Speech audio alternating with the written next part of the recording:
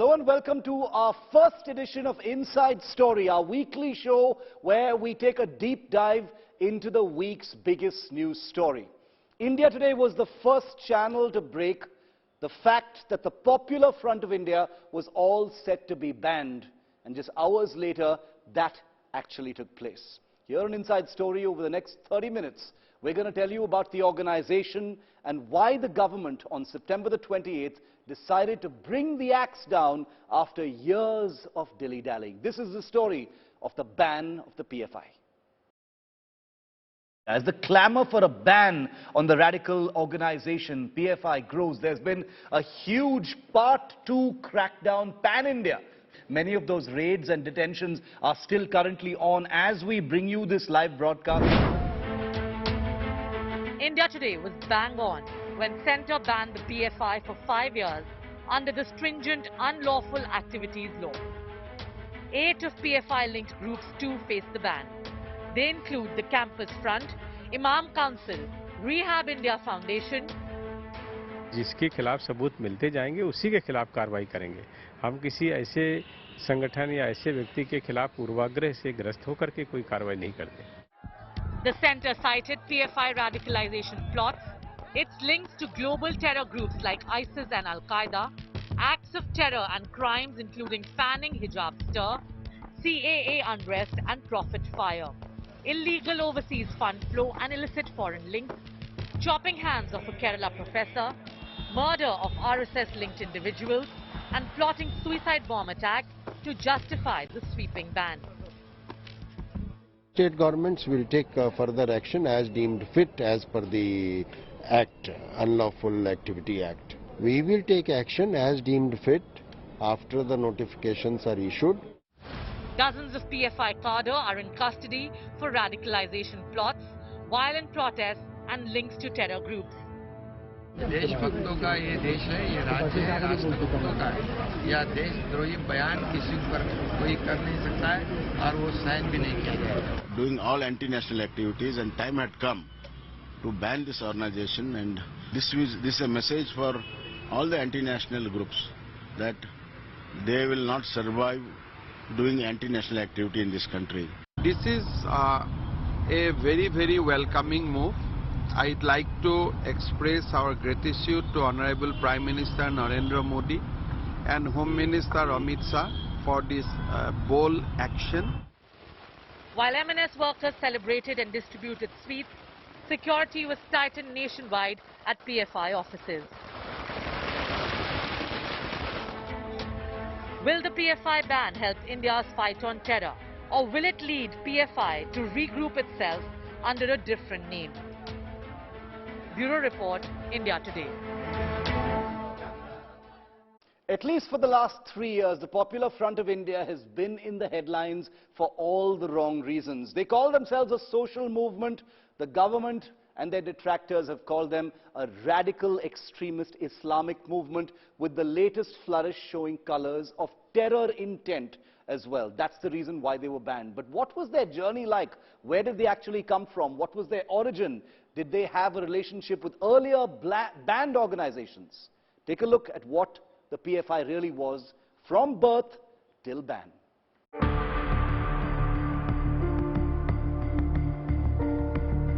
In the aftermath of Babri Masjid demolition of 1992, different socio-political organizations came into being to give a platform to the voices of the minorities in India.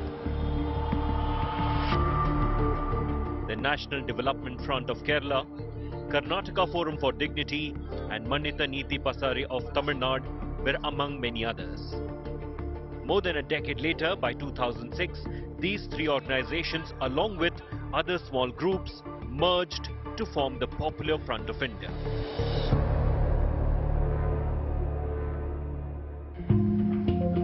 PFI in 2022 claimed to have spread across the length and breadth of the country. With broadening of its base, PFI shifted its original headquarters from Kozhikode in Kerala to the national capital. But its top leadership still mainly remained from Kerala. Intelligence agencies claim that most of its erstwhile leaders were members of the banned outfit Students Islamic Movement of India, or the SIMI. PFI cadre wore a uniform and often conducted drills at public places. On February 17 every year, it conducted unity marches at all district headquarters. It had cadre training centers in many districts and usually associated with many human rights organizations. But intelligence agencies claim that behind this somber face lies a sinister terror module that helps it to mobilize funds, especially from the Middle East. When the Hadia Jahan case came up in 2018, PFI for the first time earned the label of being involved in love jihad cases. Hadia alias Akhila's father, K. Ashokan, had alleged that her husband, Shefin Jahan, was an active member of the PFI. Police later found that Akhila was converted in a religious school being controlled by the PFI called Satya Sarani in Malappuram district of Kerala. But PFI have always held that these allegations were baseless and an attempt to divert public attention from issues that matter. मुझे PFI के शक में लिया गया है, बल्कि किसी और नहीं, किसी तरह कोई लिंक नहीं, कभी कोई मीटिंग नहीं, कभी कोई वो नहीं। और मुझे जो लिया गया है ना, वो पीएफआई के किसी बंदे की सर्च थी, लेकिन वो नहीं मिला और मुझे मेरे घर से तो आप उठाया गया। पीएफआई से कोई लिंक नहीं, पीएफआई से कभी कोई हमारी किसी तरह की मीटिंग नहीं है। वो ऑर्गेनाइजेशन और हम social democratic party of India है। तो अब जो है मसला यही है कि कोई भी रूलिंग पार्टी के खिलाफ अगर कोई पार्टी खड़ी होगी तो वो अपना अंजाम जेल समझ ले। Popular Front of India had a student wing active in campuses called the Campus Front of India. And SDPI, or the Social Democratic Party of India, is its political outfit. In 2016 assembly elections in Kerala, SDPI contested on many seats, but managed less than 1% of votes. For years, it has tried its best to seize the support base of the Muslim League, but not with any success. In Kerala, the PFI also had a women's wing, the National Women's Front. Several times since 2013, intelligence agencies have claimed that the Popular Front of India is linked to terror fundings and activities. In 2014, the Kerala government submitted an affidavit in the High Court saying that PFI activists were involved in at least 27 political murders, 86 attempts to murder cases, and more than 125 cases for whipping up communal passions. In 2015, 13 of its workers were awarded life term for chopping the palm of a college professor, T.J. Joseph, for allegedly preparing a blasphemous question paper. Since 2016, the Popular Front of India has been mired in many political cases as well. In 2018, 6 PFI activists were held in connection with the murder of an ABVP leader in Kannur. In 2019, 9 of its activists were arrested for allegedly killing SFI leader Abhimanyu in Maharajas College in Ernakulam.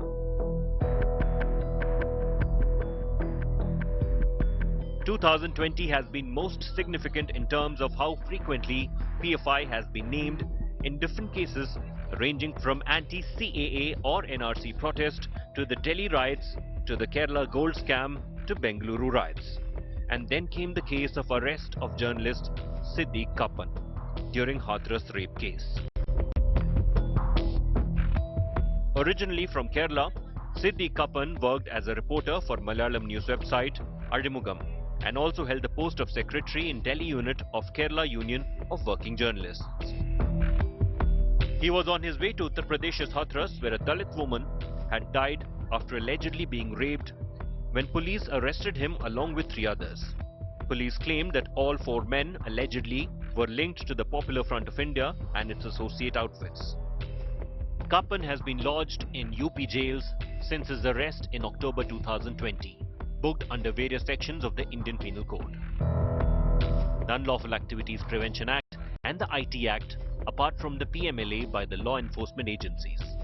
While Siddique Kappan's bail application in the PMLA case is still underway in the Lucknow court, he was granted bail by the Apex Court in the Unlawful Activities Prevention Act case on 9 September.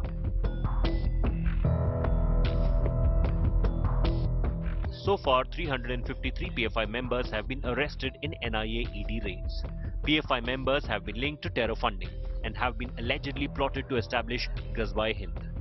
They have been linked to Fulwari Sharif terror module in Patna and allegedly ran weapons training camp in the name of karate camp in Telangana. PFI has been linked to BJP member Praveen Netaru's murder in Karnataka and allegedly funded hijab protest in 2022. On 28 September, PFI disbanded all of its banned outfits following the MHA order. From pen drives with ISIS videos to presentations talking about an India Islamic Republic by 2047 to other disturbing literature, what was it that finally tipped the scales against the Popular Front of India?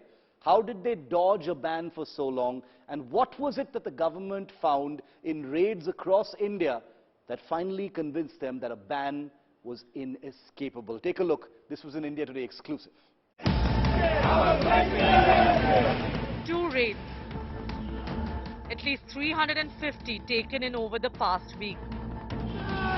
And the organization, its affiliates, declared outlawed in their wake. ये सब जांच का विषय है, जांच की प्रक्रिया चल रही है, जांच पूरी होगी तो धीरे धीरे सारी जानकारियां आपस से शेयर करेंगे। जिसके खिलाफ सबूत मिलते जाएंगे उसी के खिलाफ कार्रवाई करेंगे। हम किसी ऐसे संगठन या ऐसे व्यक्ति के खिलाफ पूर्वाग्रह से ग्रस्त होकर के कोई कार्रवाई नहीं करते। India Today has accessed dossier that reveals what all investigating agencies found from PFI suspects, their hideouts, homes and offices during the raids across the country. The swoop in Uttar Pradesh led to the recovery of a bomb-making manual.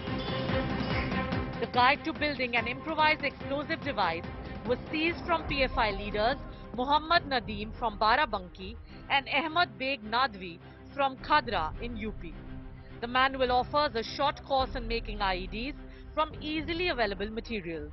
Worse, it calls to fight and slay the pagan wherever found. Besides, pen drives seized during the raids in Uttar Pradesh contained videos related to ISIS. That's not all. In the raids down south in Tamil Nadu, investigators found 2 handheld marine radio sets and GPS-equipped navigators from an SDPI leader in Ramnad district. Unaccounted cash recovered from the residence of Shahid Khan, a PFI leader in Bengaluru. And the raids in Maharashtra led to the recovery of soft and hard copies of Mission 2047, a self-styled guide to convert India into an Islamic state by 2047. This material was seized from the possession of the PFI's vice president in the state. Investigating agencies treat the seizures as compelling evidence of the banned outfit's sinister plot to destabilize India. Bureau Report, India Today.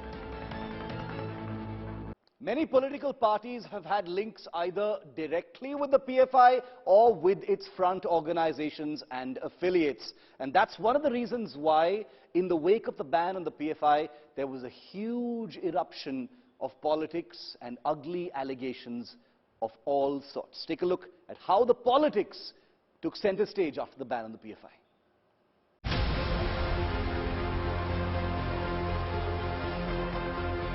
इस पर प्रतिबंध लगाना देश के लिए स्वागत योग्य कदम।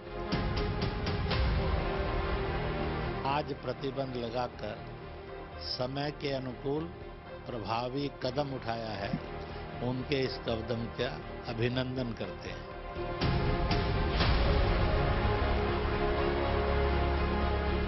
जो भी रेडिकलाइजेशन और एक्सट्रीमिज्म की तरफ किसी को लेकर जाता है, उसको अपोज करने की जरूरत है। रेडिकलाइजेशन हर तरफ हो रहा है। Why not RSS also? That is also important in this case.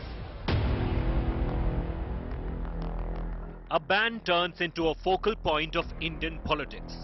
The BJP-led centre's crackdown on the PFI has brought the Saffron Party and most of its opponents face to face. Leaders of the anti-BJP bloc found the ban on the PFI to be one-sided. They turned their heat on the RSS, claiming that it too deserved similar treatment. PFI का जांच हो रहा है और PFI के तरह जितने भी संगठन हैं, इंक्लूडिंग RSS, ऐसा प्रतिबंध लगाई है। Former Chief Minister and Congress leader in Karnataka echoed similar views. ಮಾಡ್ತಾರೆ ಗೊತ್ತಾಯ್ತಾ, ಅದನ್ನ ಅವ್ರ ವಿರುದ್ಧ ಕ್ರಮ ತಗೊಂಡ್ರೆ ನಮ್ದೇನು ವಿರೋಧ ಇಲ್ಲ. ನಂಬರ್ 1. ನಂಬರ್ 2, ಅದೇ ರೀತಿ RSS ನವರು ಇವರೆಲ್ಲರೂ ಕೂಡ ಸಮಾಜದಲ್ಲಿ.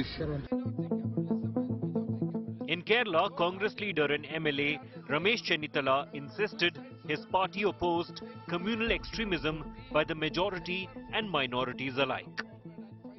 Minority communalism and majority communalism, both are dangerous. They are the same two sides of the same coin. So the secular forces should come forward and fight against the terrorist activities of both. Why not RSS also? That is also important in this case. In Bihar, the ruling JDU demanded the centre take similar measure against the Sangh. Shri RK Singh साहब हैं, वो एक समय में गृह सचिव हुआ करते थे और गृह सचिव के रूप में उन्होंने एक बयान दिया है ऑन रिकॉर्ड कि RSS के 10 लोगों के खिलाफ आतंकवादी होने के साक्ष्य उपलब्ध है। तो उस पर केंद्र सरकार को भी विचार करना चाहिए। The Samajwadi Party in Uttar Pradesh called the ban on the PFI an assault on democracy. Party MP Shafiqur Rahman Bark alleged the action against the outfit was unreasonable. इस तरीके से बैंड लगने लगेगा तो प्रजातंत्र तो खत्म हो जाएगा। ऐसे अब इन्होंने लगा दिया। अब मेरी राय में तो ये नामुनासिब है। MIM called the ban unfair and UAPA as detriment to constitutional principles. While I have always opposed PFI's extreme and radical approach, I have always supported democratic approach. This ban on PFI cannot be supported because actions of some individuals who commit crime does not mean that the organization itself must be banned. जो भी radicalization और extremism की तरफ किसी को लेकर जाता है, उसको अपोज करने की जरूरत है। और अगर आप ये कह रहे हैं कि radicalization सिर्फ एक तरफ हो रहा है, नहीं, radicalization हर तरफ हो रहा है। The BJP and the RSS hit back at its critics with full force, calling them the appeasers of anti-national forces. RSS पर उंगली उठाना यानी एक किस्म से संविधान का अपमान है, लोकतंत्र का अपमान है, मानवता का अपमान है, शांति और सद्भाव का विरोध है। यूपीए की सरकार के समय में भी ये जानकारी थी कि यह एक हिंसक संस्था है, संविधान को नहीं मानती है, राष्ट्रद्रोही है, प्रो-पाक या विदेशी षड्यंत्र की समर्थक है, हिंदुस्तान जिंदाबाद के बजाय पाकिस्तान जिंदाबाद के नारे लगाते हैं। कांग्रेस का हाथ PFI के साथ, कांग्रेस का हाथ हमेशा देश विरोधी ताकतों के साथ। आज फिर से कांग्रेस पार्टी उस पर सियासत कर रही है, राष्ट्र नीति और राष्ट्र सुरक्षा पर राजनीति कर रही है, जो कि उनका चरित्र रहा है। अनर्गल तर्क दे रहे हैं, आरोप प्रत्यारोप कर रहे हैं, दूसरे संगठनों को इसमें लाने की कोशिश कर रहे हैं ताकि PFI को प्रोटेक्शन और कवर फायर दिया जा सके। Politics on a high drive, some took an unambiguous stand, some a middle path. Some others chose to stay quiet for their own political compulsions. More so when elections loom in key states. Bureau Report, India Today. But in the terrible cycle of violence that the PFI has allegedly been part of, those who get left behind amidst these bans and politics are those families that have actually lost loved ones. From Praveen Netaru to others, at least 10 persons and 10 families whose murders have been linked to this outfit that's just been banned. Here's their story. Ban करे तो अच्छा था, full ban करना था। After years of pain, ಇದು ಬಹಳ ಸಂತೋಷದ ಸುದ್ದಿ. ಇದು ಬ್ಯಾನ್ ಅಂದ್ರೆ ಊರ್ಜಿತವಾಗಿ ಉಳಿಬೇಕಿತ್ತು. some hope for justice. Families who lost their loved ones to hate killings allegedly by the Popular Front of India are comforted by the ban on the radical Islamist group. The banned outfit is linked to over 10 killings. R. Rudresh, an RSS worker from Karnataka, fell prey to the hardline organization's violence in 2016. His family hailed the ban ordered by the central government. ಇದು ಎಲ್ಲ ಕಡೆನೂ ಆಗ್ತಾ ಇದೆ ಇವಾಗ murder. ಕೆಲವರು ಜನ ಹತ್ಯೆ ಆಯಿತು. ಇವಾಗ 20 ಮರ್ಡರ್ಸ್ ಮೇಲೆ ಆಗಿದೆ 6 ವರ್ಷದಲ್ಲಿ. ಇದು ಫುಲ್ ಬ್ರ್ಯಾಂಡ್ ಮಾಡಬೇಕಿತ್ತು. Sharat Madiwala, another victim of hate, was murdered in Mangaluru in 2017. 5 years later, his murderers still roam free. ಇದು ಬಹಳ ಸಂತೋಷದ ಸುದ್ದಿ. ಬ್ಯಾನ್ ಅಂದ್ರೆ ಊರ್ಜಿತವಾಗಿ ಉಳಿಬೇಕಿದು. ಇದನ್ನು ಬರೀ 5 ವರ್ಷಕ್ಕೆ ಇಟ್ಟುಕೊಳ್ಳಬಾರದು. ಇದು ಶಾಶ್ವತವಾಗಿ ಇರಬೇಕು ಈ ban. There are many more like Sanjeet and Nandu who were killed in Kerala.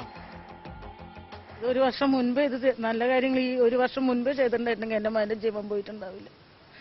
പക്ഷേ ഇപ്പോഴെങ്കിലും അവർക്കത് തോന്നി അത് ചെയ്തതുകൊണ്ട് ഇനിയെങ്കിലും എൻ്റെ പോലെ ഒരു അമ്മ ജീവിച്ചിരിക്കില്ലെന്ന് ഞാൻ വിചാരിക്കുന്നു. ഇതെല്ലാം ഇനി വേറെ എന്തെങ്കിലും ഒരു പേരിൽ അവർ വന്ന് ഇനി ആൾക്കാരിനെ കൊല്ലാം. പക്ഷെ എന്നായാലും എൻ്റെ മകന്റെ ജീവനൊരു നീതി കിട്ടുന്ന ഒരു പ്രതീക്ഷിക്കുന്നു. എൻ്റെ അവസ്ഥയൊന്ന് ആലോചിച്ചു. നിങ്ങളൊന്ന് ആലോചിച്ചു നോക്കൂ. എനിക്കുണ്ടായിരുന്ന ഒരു അത്താണിയാണ്. അത് പോയി കഴിഞ്ഞപ്പോൾ പിന്നെ എനിക്ക് ആരാകും SDP-നെ പോലെ വേറെ ജാതി പ്രശ്നം ഉണ്ടാക്കാൻ പാടില്ല. എൻ്റെ കുഞ്ഞിന് ചത്ത അവരെ കൊന്ന അവരെ നിരോധിച്ചതിന് എനിക്ക് ഏറ്റവും വലിയ സന്തോഷം. The family members of people who were killed by PFI hailed the ban of central government, but they still believe that 5 years ban is not going to serve purpose and it should be banned forever. And they also demand a stringent law against all these people where they don't get away in any kind of heinous crime. Their tears have dried up. The ban on the PFI gives them some relief, but true justice will be served only when all the killers are convicted and punished. With Sagai Raj in Bengaluru, Bureau Report, India Today. Inside Story will be back next week. Thanks so much for watching. Each week, we'll pick up the biggest story of that week and go deeper.